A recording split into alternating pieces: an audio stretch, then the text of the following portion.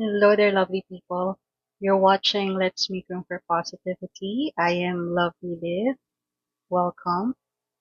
Okay, so this is just a short video. I'll do my best. Okay, so finally na-upload ko na the other day yung spiritual way to explain manifestation. And I just want to highlight a part of that topic. Ito yung part where I mentioned yung you don't have to make plans because God has better plans for us. Ayoko to ma-misinterpret, so pag-uusapan natin. Of course, we all have dreams.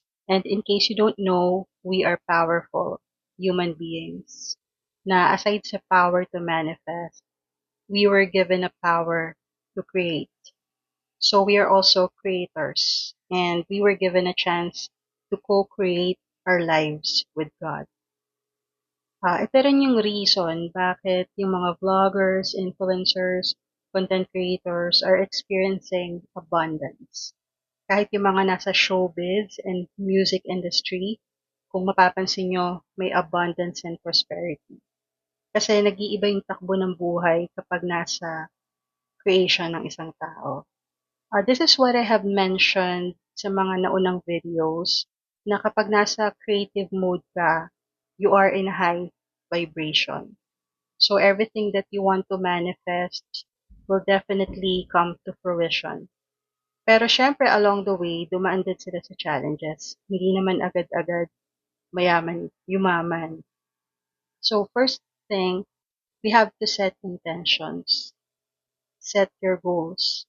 Imagine and create your dreams.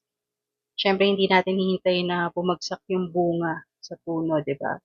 We have to take some actions that are aligned to your dreams. We have to step forward to reach those goals, to make those dreams become reality. For example, you want to be a doctor, of course, you have to go to college and take a course for that. If you want to be a singer or actor, you have to start practicing and participate sa mga auditions. And if you want to win the lottery, syempre dapat tumataya ka at naniniwala ka na mananalo ka 100%. At kung gusto mo maging vlogger, you will start to create contents.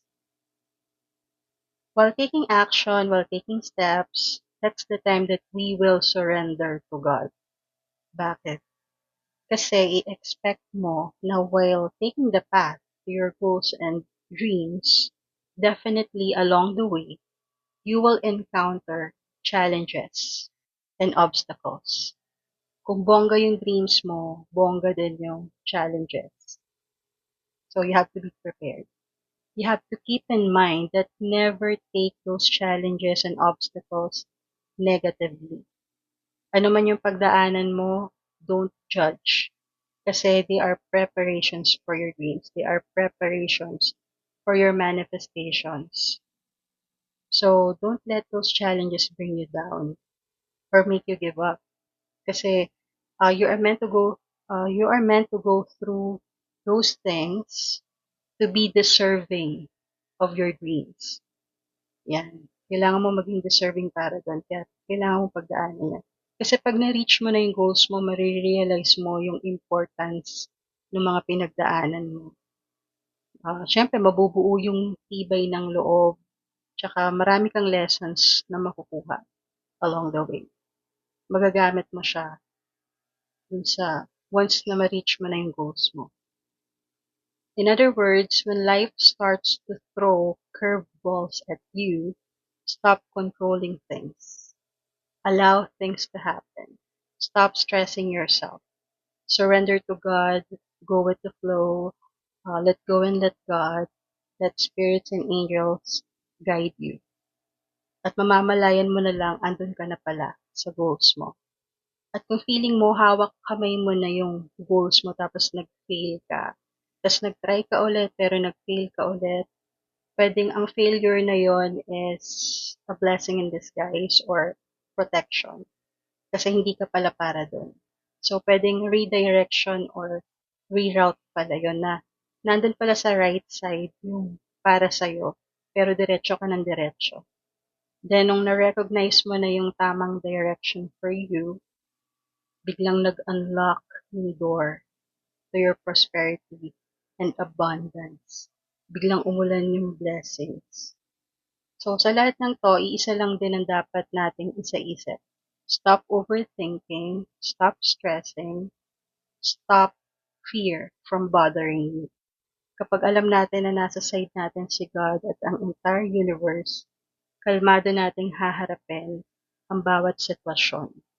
Maluwag natin silang tatanggapin. At mas magiging malinaw yung kasagutan. Mas madali natin ma-recognize yung solutions kung malinaw yung puso't isip natin. Diba? I hope this helps. So, thank you for watching, lovely people. Sending you love and light.